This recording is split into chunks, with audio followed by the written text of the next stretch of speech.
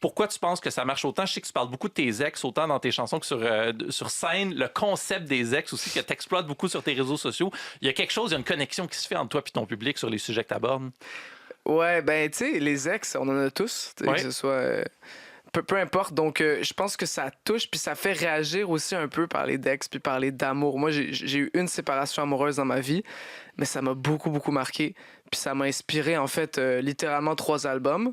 Là, je suis un peu à court d'inspiration. Falloir que tu dates, puis que tu Va te falloir- sépares. Ben oui.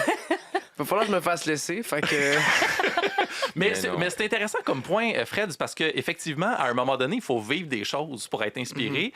Puis là, c'est sûr que tu vis une vie quand même assez extraordinaire, mais sur le plan de l'amour est toujours quand même un très bon carburant à inspiration quand on écrit comme ça.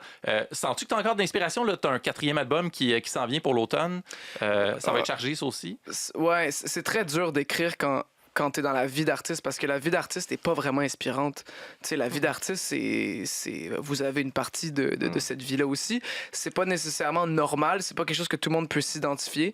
Donc moi, par exemple, là, je suis à l'école, puis je suis à l'université, c'est probablement le truc qui m'inspire le plus, parce que c'est là où j'ai une vie normale que tout le monde peut relate. Donc voilà, ce nouvel album, ça parle entre autres de ça, d'aller Ouais. à l'école, d'avoir une vie normale.